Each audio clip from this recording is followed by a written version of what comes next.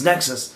What's going on, guys? I'm Aaron from PhoneDog.com, and that's the chant that's been going on, at least I think that's the chant that's been going on amongst Android users, at least diehard Android users across the nation. The Google Nexus S, newest Android Google Experience device in the United States after the Nexus 1, second Google branded device, and it's made by Samsung. We're going to pit it together against the HTC EVO 4G. Even though it's been out for 6 months, still one of the hottest devices on the market today. Which one will win in the dogfight? You know, this one has a 4.3-inch display. 4-inch display here, but higher resolution.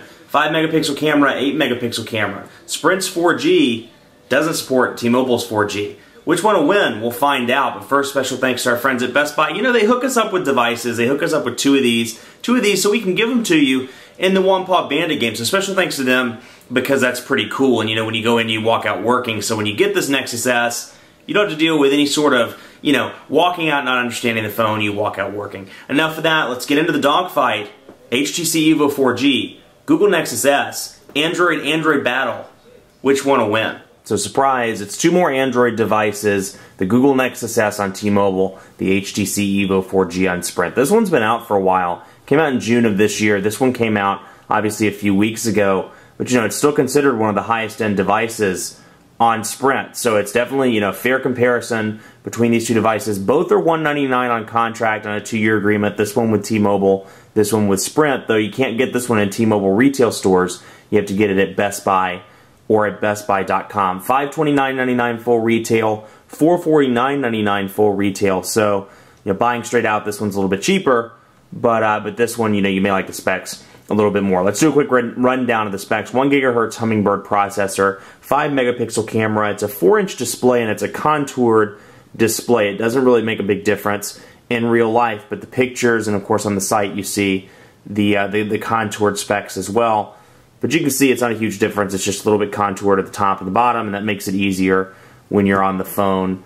And you know, they say it's a little bit more ergonomic, and it is, but you know, it's not that huge of a deal. Not as big of a deal as Samsung is making it out to be, at least. You know, so take it as you will. Anyway, front-facing camera, Android 2.3 Gingerbread, and it's a stock build. Not only is it Google's newest version of the operating system, of the Android operating system, but it's a stock build.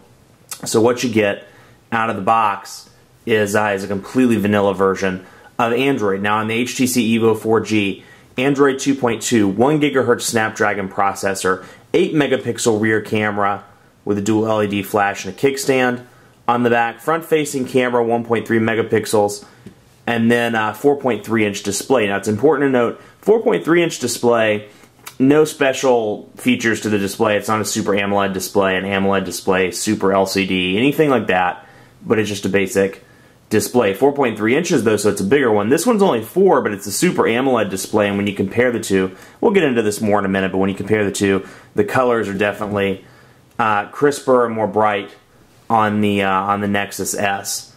So, you know, something to consider. Now, this one is running HTC's. You'll notice some differences here. This doesn't look at all like stock Android. Well, it's because it's not. It's running HTC's Sense user interface, and you can see from the top status bar all the way down to the bottom, you can see the HTC customizations that have been made to this device to make it a little bit more consumer friendly and you know, all around friendlier out of the gate. I happen to prefer Sense. It's one of my favorite custom user interfaces. That said, I mean, you know, for me, if I was to go into the store and buy, I'd probably buy the stock build of Android. For the first time Android buyer, first time smartphone owner, it's a nice transition between feature phone and new Android device. So I think it's designed with the consumer in mind, the average consumer in mind, and HTC did a very good job with their build. Don't you love it? Like, excuse me, like I haven't coughed in like 3 years, and then as soon as I get on video, I have to cough and sneeze and blow my nose and all kinds of crazy stuff like that. Anyway, you know, so it has Android 2.2, Android 2.3, and you'll notice some minor changes, not just, you know, in the fact that this is vanilla and has HTC Sense user interface, but you notice some minor changes in terms of design as well. But let's talk a little bit about individual designs first. The power button's on the right side of the Nexus S. On the left side, you have your volume rocker, and it's all kind of black and flush with the actual phone, so it's kind of hard to tell. But you have your 5-megapixel camera on the back with a flash. And then you have your micro USB charging port and 3.5mm headphone jack on the bottom. Now on my Nexus S demo unit, let me wait for it to zoom in and see if you can see it. You can see the paint is already starting to chip a little bit above my micro USB charging port. Not, I don't know if it's just my unit or if that's a widespread thing, something you should worry about, but that's something to keep in mind. Then you have the EVO 4G here, and on the right side, on the right side you have your volume rocker. On the bottom you have an HDMI port, micro USB charging port, 3.5mm headphone jack on the top, power button on the top, and then nothing on the left. One thing I have to fault both of these devices for, they don't have dedicated camera buttons. It's a minor thing, you may or may not care, but when you're holding it with shaky hands, it's much easier to tap while holding it stationary versus shaking hands and tapping it in the camera interface. So to talk a little bit about the actual user interfaces and go into those in depth a little bit more, let's take a look at vanilla or stock Android. 2.3 of Gingerbread. In this case, first of all, you have 5 home screens, and you can see by clicking on the left or right side, you can bring up all 5, and you can directly click and go to the one you want to go to. And you'll see on the bottom here, as I'm over, for example, I'm on the furthest one left, I can click over here, go to the furthest one on the right, and migrate in between those pretty easily. Or I can just scroll back and forth from screen to screen.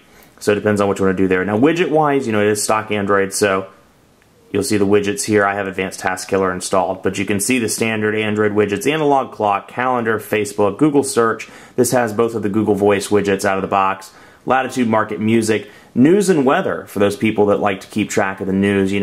Never quite know what Lady Gaga or Miley Cyrus are doing. They might be acting a fool. So news and weather will help you keep up with that. Power control, picture frame, rate places, and then of course I have TweetDeck installed and Weather Channel. But for the rest, for that matter, they're stock Google widgets. And you can see I happen to be a fan of the news and weather widget. Here's what the weather one looks like, and then by clicking on it, you can get an idea of the forecast for the next 7 days. And then you can scroll through and see the news in the various categories as well.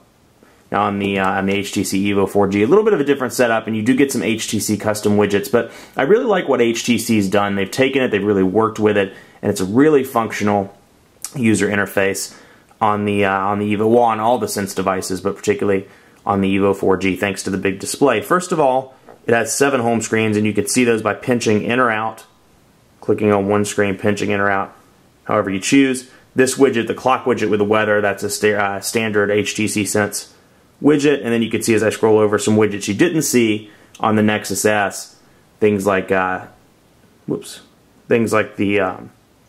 widgets here, the agenda, and you can see when I click on it, we'll bring up those widgets and see analog clock, and it'll tell you whether they're stock Android widgets. For example, this analog clock, stock Android widget. When I go back in, you can see bookmarks, that's an HTC widget. So, and you can select, in certain cases like this, you can select the widget style, but you can see which ones are which. And if you want to go into the Android calendar widget, for example, we can click that. You can see it's a stock one, but you get the idea. You can choose which one you like. But that said, they've done a really good job. HTC has things like FriendStream, where it's a social aggregator of sorts, where you can bring in your MySpace, your Facebook, your Twitter accounts, and see your FriendStream, hence the name FriendStream. Latitude, of course, market messages, like their Messages app a lot. You can see the widget style there, or you can pick this widget style, and then you can scroll down. NASCAR, that's your thing. Photo frame, picture frame, power control, Sprint Football Live, Sprint TV, and then of course all the programs you've installed throughout the time you've owned the device. If they have widgets, they're in here as well. So pretty cool on that front. But let's jump right into messaging. Let's see what the keyboards are like, and we'll jump in here. And you can see here's a new message on the EVO. Now I've cheated a little bit and installed. I happen to be a big fan of Motorola's multi-touch keyboard. I've cheated a little bit and installed that one, so I've been using that one for a couple of weeks while I've been working with the device. But this is the one you're going to see out of the box, the touch input. It's HTC's keyboard. Whereas on the Nexus S, you'll see that this is what the stock keyboard looks like. And then of course I have some alternatives on this one as well. You can see input method. I've installed Smart Keyboard Pro and Swift Key. Android 2.3, this is the stock Android keyboard. It's the replacement of the one that came on 2.1 and 2.2. You may like it. It's grown on me a little bit. It's one of those things where I didn't like it at first. It's grown on me after some extended use. but it's still not my favorite. Oh, I don't have the auto shift turned on, so I'll go back into settings and turn that on. That's why it's not shifting into the landscape mode. But you know, it's grown on me a little bit, so I like the keyboard, and it's not nearly as bad as I had originally set. These are what the keyboards look like. You know, this one, the fact that it has a 4.3-inch display, in my opinion, makes it really easy to type on. The Sly Cat went to the bar and ordered. So the Sly Cat went to the Barney, I meant to say bar, and ordered 3 beers. So you have that pretty easy to type on. You can use it in portrait or in landscape mode. I've turned this one off as well. I have a thing, like, I'm not a big landscape person, so I have a thing about turning that off whenever I get the device and I'm working with it. So let's make sure auto rotate screen is turned on. Let's go back into messages, and then you can see that's what the portrait, or the landscape keyboard, excuse me, looks like. And then, of course, if you're comfortable with installing third-party keyboards or anything of that nature, there are a bunch in the Android market. And if you really want to have fun and you're comfortable doing it, we don't condone it, obviously, but you can install things like the stock Android 2.1 keyboard or Motorola's multi-touch keyboard, things of that nature, which is what you just saw. But good keyboard there. On this front, I've been very pleased. It's a 4-inch display, so it's a little bit smaller, and the keys are fatter than the older Android keyboard, so it may be hard to type on. That said, let me stop talking. Let me shut up and try to type. Fox outran Sly. The Quick Brown Fox outran the Sly Kitty. So you can see quick typing there. Issue, but if you're not a fan of that, we can switch over to something like SwiftKey, which is available in the Android market, and you get the idea of what it looks like. So you have a couple of options on the keyboard front, depending on what you prefer. But I didn't like it at first, and it's definitely grown on me.